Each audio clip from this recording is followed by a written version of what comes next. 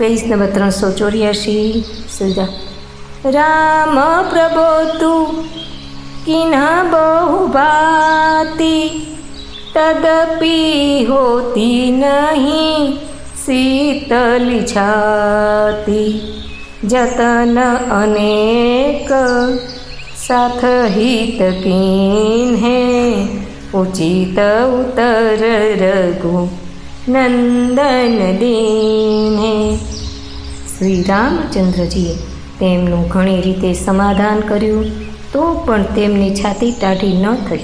સાથે ચાલવા મંત્રીએ અનેક યત્ન કર્યા, પણ રઘુનંદન શ્રીરામજી યથોચિત ઉત્તર આપતા ગયા। મેટી જાય નહીં રામ રજાઈ, કઠિન કરમ ગતિ કछु ન બસાઈ। राम लखन सिय पद सिरुनाई, फिरेऊ बनी कजीमी मूर गवाई। श्री रामजीनी आज्ञाનું ઉલ્લંઘન કરી શકાતું નથી। કર્મની ગતિ કઠણ છે, તેના પર કોઈનો પણ વશ ચાલતો નથી।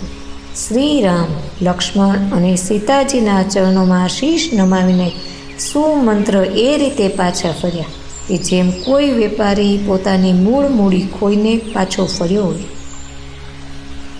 રથુઆ કેવું હોય રામ તન, હેરી હેરી નાહી, देखी निषाद विषाद बस, तू नहीं शीस पछिताही।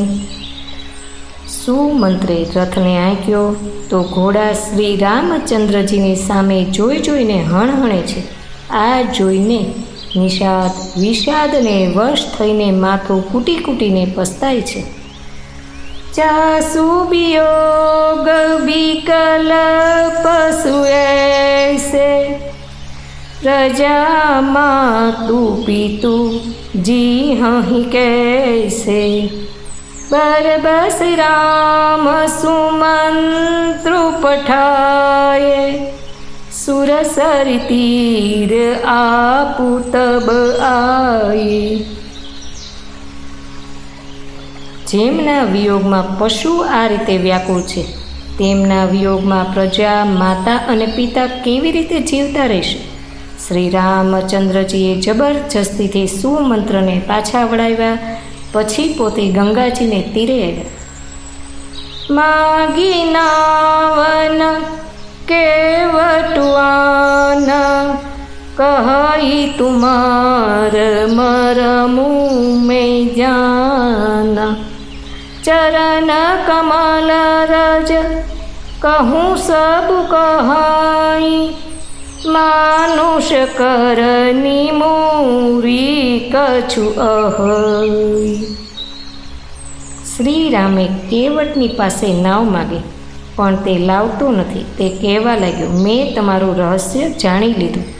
तमारा चरण कमळोनी धूळ माटे सघळा लोको कहे छे के ते मनुष्य बनावी देनारी कोई जड़ीबूटी छे।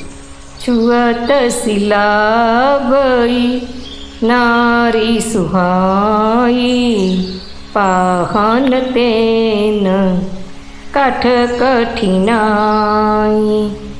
तरनी मुनि घरीनी होई जाई, बाट परई मोरी नाव उड़ाई।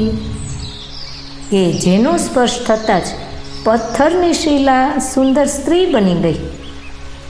લાકડું પથ્થરથી કઠોર તો નથી હોતું। મારી નાવ પણ મુનિની સ્ત્રી થઈ જશે અને એ રીતે મારી નાવ ઉડી જશે, હું લૂંટાઈ જઈશ। અસ્તુ।